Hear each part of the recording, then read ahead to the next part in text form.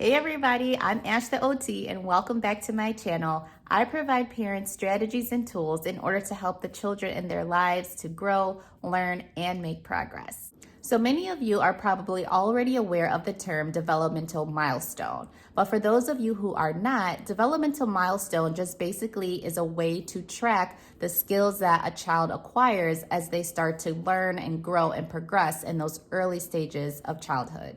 So if you're a parent out there, you may have asked yourself already, by what age should my child be walking, or by what age should my child be talking?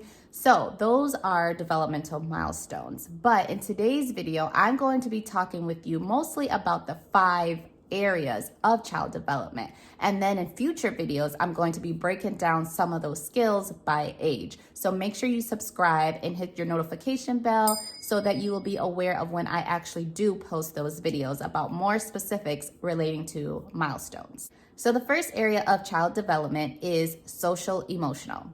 Social emotional is a child's ability to interact with others. It's how your child self-regulates. It's how your child organizes their emotions. It's also how your child builds relationships, and it's how they play. So we may look at things such as how your child is playing with you, if you're a parent, how your child interacts with their siblings and peers, how your child even responds to strangers. Also, how your child engages in play, especially that back and forth or like that social play such as patty cake or peekaboo. So that is generally what social emotional is. It's how they're interacting with others and building those relationships, as well as how their emotions are adapting to things going on in their environment.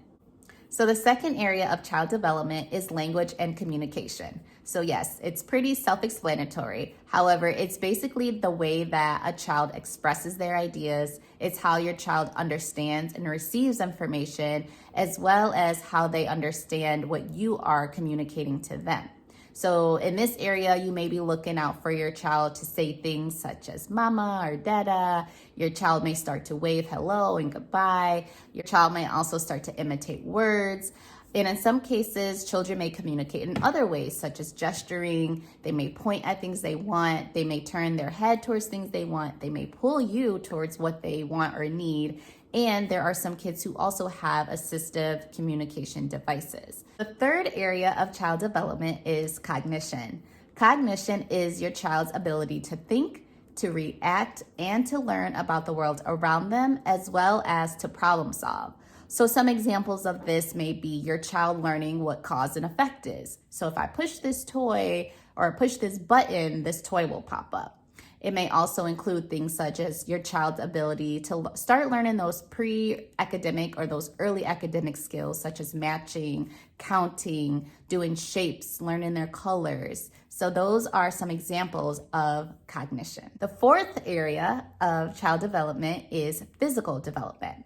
Physical development involves your child's ability to move, to balance, and it involves their gross motor and fine motor skills. So gross motor skills are things such as rolling, sitting, standing, walking, while fine motor skills are involved with the hands, such as coloring, cutting, drawing, things of that sort.